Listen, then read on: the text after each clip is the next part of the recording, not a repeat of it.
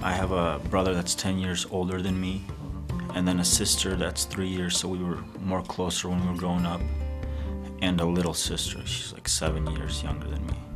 Grew up in a very conservative church, and yeah, it was Christian. We were in church, Wednesdays, Sundays.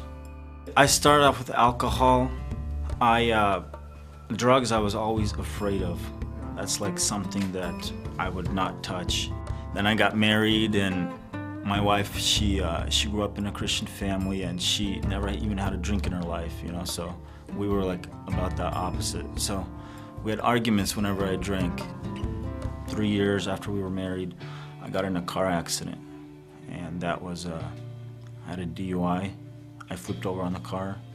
I hurt my back, and they prescribed Oxycontins to me. So I started using them and then abusing them. And it seemed so harmless to me. I didn't think of it as drugs. I had no idea there's withdrawals from it. I had no idea I could get addicted to it. I just thought it was so harmless. Then they stopped prescribing it to me, and I started going through withdrawals, and I didn't know what was going on with me. One of my brother's friends, he's like, well, you were on these pills. Gave them to me, gave a couple that he had, and he said, I'll show you where to buy them. I started buying them. It was like $10 a day. I was like, well, that's not that bad. And as long as I was affording it, I didn't really think I had a problem, And it went up to, on the streets, they were like $50, $60 a pill. I went up to $600 a day.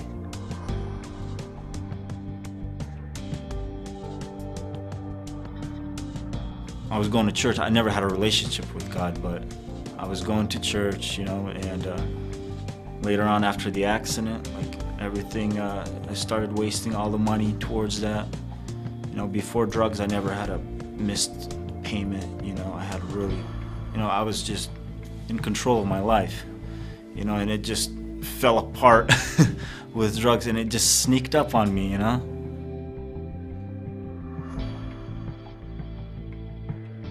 And she stuck the whole time with me. And that's one of the biggest reasons why I'm still, why I'm doing good right now. I didn't think I was having a problem because I was affording it. Then when I switched to heroin and I started losing everything one after another, I tried to quit many times. The last time I tried to quit, I went to Vegas. I took pills that help withdrawals, and it went horrible. I thought I was gonna jump off the building. I couldn't do it myself.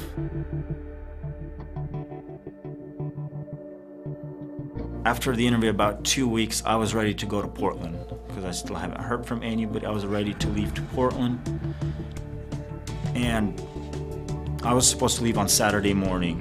And Friday, I forgot my phone at Albert's house, my brother-in-law's. And then I came in the evening, and I looked, there's like 20 missed calls from you and Pastor Mike. And I was like, I knew that was like something God doing.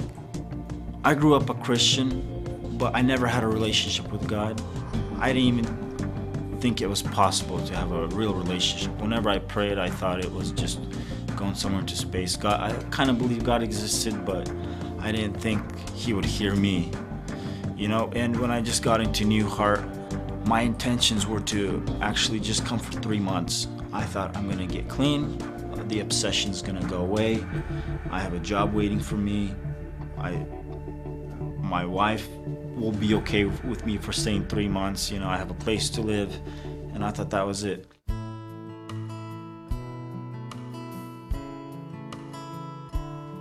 I woke up at night, and I felt God pushing me to pray, I thought I wanted to pray just in bed, but I heard a voice like, no, get up and pray. So I got up. It was like 3 in the morning. I went downstairs, and I prayed probably for an hour, and it was just amazing. That was probably the first time that I felt a relationship with God and Him talking to me, and I prayed that God would that all the bondages would break in my life.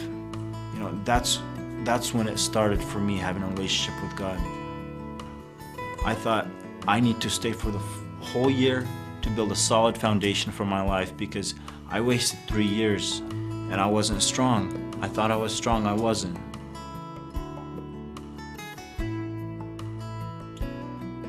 I started working. I didn't have a car to go. I had a couple people gave me rides to work, and then my wife said, "I'll give you the car."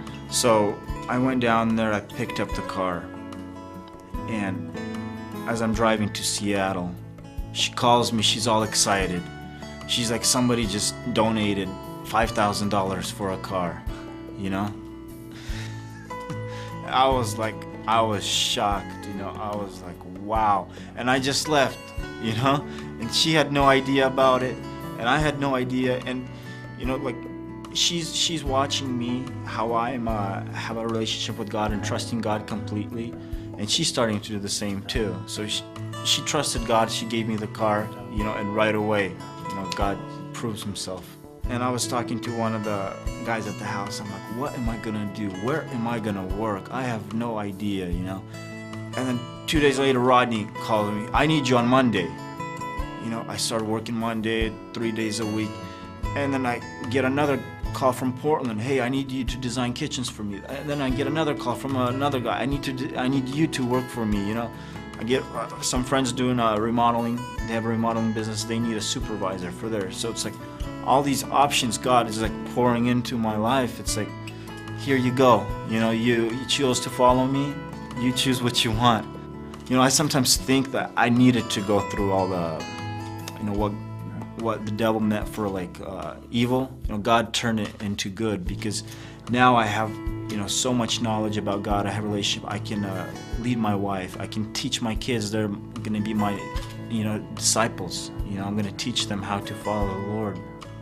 Thank you for all the prayers, you know, because you guys have no idea how this program, New Heart Place, helped me.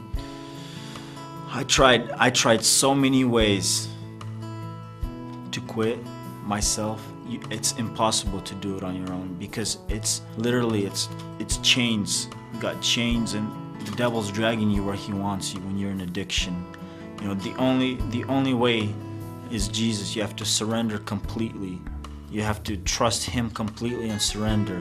Jesus, he gives complete freedom. You know, there is no struggling.